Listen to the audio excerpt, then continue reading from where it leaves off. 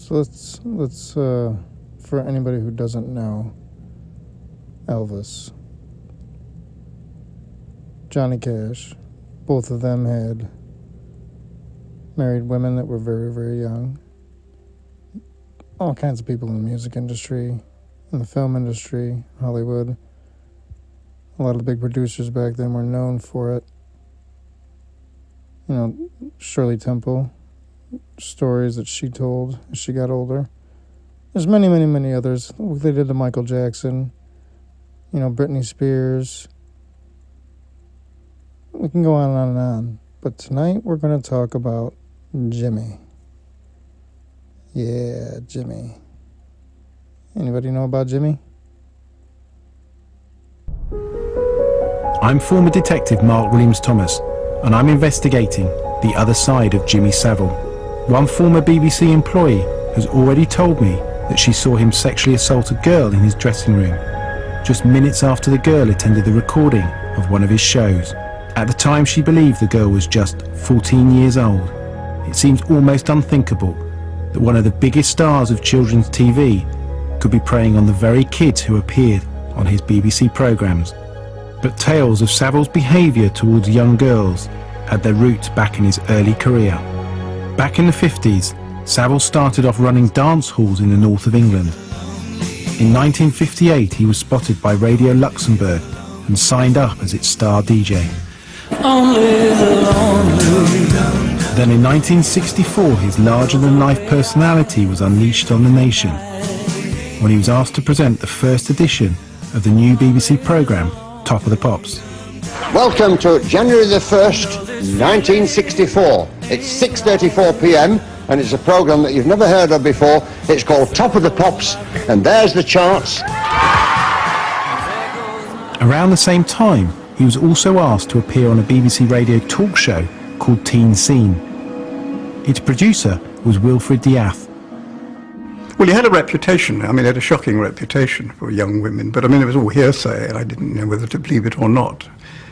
As I shall repeatedly say, he never attempted to hide this predilection, so it was generally known that he was into young girls. Days before the recording, Wilfred says Savile, then in his late 30s, asked to meet him in a Chinese restaurant in central London. But when Wilfred turned up, he says Savile wasn't alone. I turned up at the Lotus House, I think it was on a Friday evening, and there he was sitting on a banquette with this very young girl. I would guess she was 12 if you'd asked me to guess. It could be that she was 13, 14, but I would have said 12.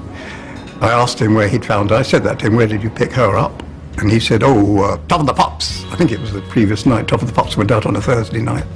And I said, I remember saying, is that your happy hunting ground? And he said, yes. And that was the extent of my conversation about the girl, because I found it rather demeaning to be having to talk to him in front of a little girl like that. And then we made an arrangement that I would ring him next morning at the Mascot Hotel. And next morning I rang him and he was obviously in bed with this young girl. In fact, he said he was in bed with her. And he asked me to talk to her, and I had to rather demean myself by saying hello. And she said, hello, Mr. Producer. And that was, you know, I refused to have any more. I didn't want to talk to her again. I talked to him. We discussed that he would come in on a Sunday night for the live transmission, and that was the extent of it. What made you think she was 12? Well, I've had two daughters, so I'm fairly, you know, I know about little girls. I've absolutely no doubt in my mind that she was between 12 and 14. I'd have gone to the lower end of that. Did you tell anybody else about this? Everybody knew that he was constantly in the company of underage girls. So it wasn't really very remarkable.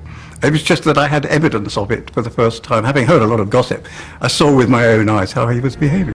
Now I feel more confident and more mature, and I would have undoubtedly reported him. But in those days, I was extremely vulnerable myself. I was a very, very junior producer. I was rather overwhelmed by his celebrity. And the other thing I've got to say, I was actually rather frightened of him. I wasn't a very strong person. He was a beefy guy. He was brawny. He'd been a coal miner. He was a wrestler. If he'd found out that I was grasping him to the top in the BBC, I won't say he would have killed me, but he'd have knocked me out, no doubt about it. And I was a bit frightened of it. Back in the 60s, Savile was constantly surrounded by young girls. Never more so than while he was running clubs in the north of England. Alan Leake was a reporter on the local newspaper in Manchester. He was also a regular at the city's Bellevue Top 10 Club, where he says stories circulated about Savile and teenage girls. Tell me about it. I don't know if he beckoned me first or... I can't remember that, but I do remember that I sat on his lap. And then the next thing, I felt this hand sort of go up my jumper and sort of on my breast like this.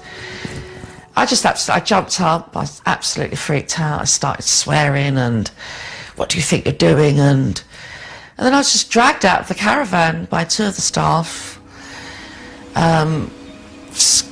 Dragged back by my two arms, I remember.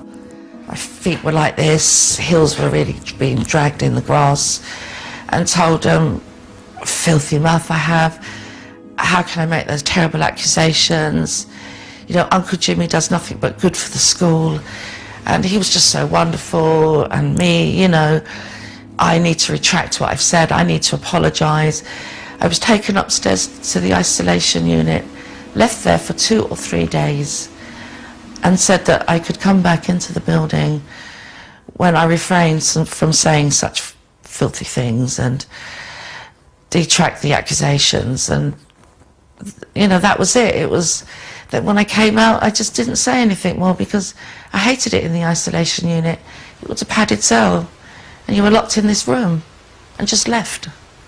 So I didn't think anything more about it, but I never saw him again after that, ever.